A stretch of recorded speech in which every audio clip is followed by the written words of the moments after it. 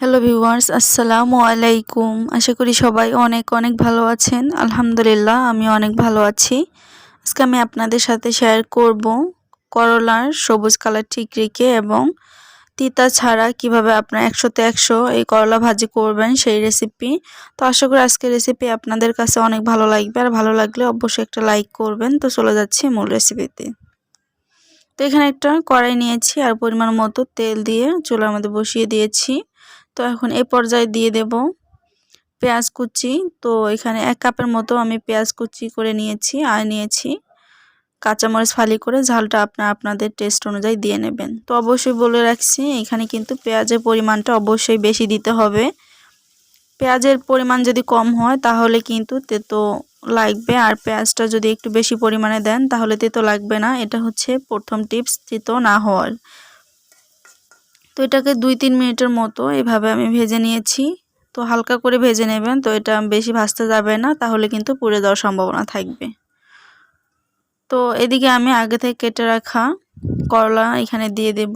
তো করলাটা আমি কিভাবে কেটে রেখেছি, তো কেটে 2 মিনিটের মতো এটাকে আমি পানির মধ্যে লবণ দিয়ে ভিজিয়ে রেখে দিয়েছিলাম। তারপর এটাকে ভালোভাবে ধুয়ে আমি পানি ঝরিয়ে নিয়েছি। তো আমি দ্বিতীয় নাম্বার টিপস হচ্ছে করলা কোনো সময় বেশি সময় ধরে পানিতে ভিজিয়ে রাখতে যাবে না, তাহলে কিন্তু তেতো লাগবে। তো আপনার অল্প সময় লবণ দিয়ে ভিজিয়ে রেখে তারপর এটাকে সাথে সাথে তুলে ফেলবেন। তো এভাবে ভাজতে ভাজতেই কিন্তু সেদ্ধ হয়ে যাবে। তো এই পর্যায়ে আমি দিয়ে দিচ্ছি স্বাদ মতো লবণ। তো লবণ আপনাদের টেস্ট অনুযায়ী দিয়ে নেবেন।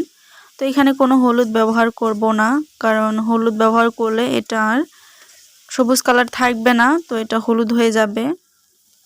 তো তৃতীয় নাম্বার টিপস হচ্ছে করলা কোনো সময় আপনারা ঢাকনা দিয়ে ঢেকে রান্না করতে যাবেন না, তাহলে কিন্তু করলা তেতো লাগবে।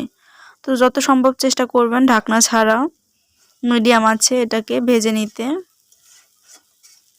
তো আমি এই যে 3টি টিপস আপনাদের বলে দিলাম, এই 3টি টিপস ফলো করে যদি আপনারা এই করলা ভাজি করেন তো অবশ্যই ভালো হবে, কোনো প্রকার তেতো লাগবে না। তো অবশ্যই একবার হলেও ট্রাই করে আমাকে কমেন্ট করে জানাবেন যে আপনাদেরটা আসলে কীরকম হয়েছে।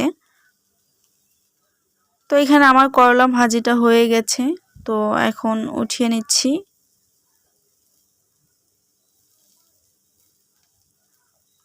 তো এভাবে যদি আপনারা করলা ভাজি করেন তাহলে কিন্তু ছোট থেকে বড় সবাই অনেক পছন্দ করবে। তো একবার যদি আপনারা এভাবে ভাজি করে খেয়ে দেখেন যে তেতো লাগে না, তাহলে কিন্তু অবশ্যই আপনারা এভাবেই বারবার করবেন।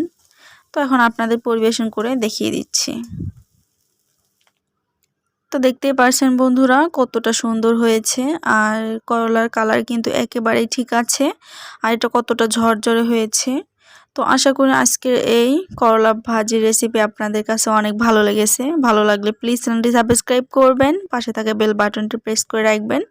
আবারও কোনো নতুন রেসিপি নিয়ে আসবো। সবাই সুস্থ থাকবেন, ভালো থাকবেন। আল্লাহ হাফেজ।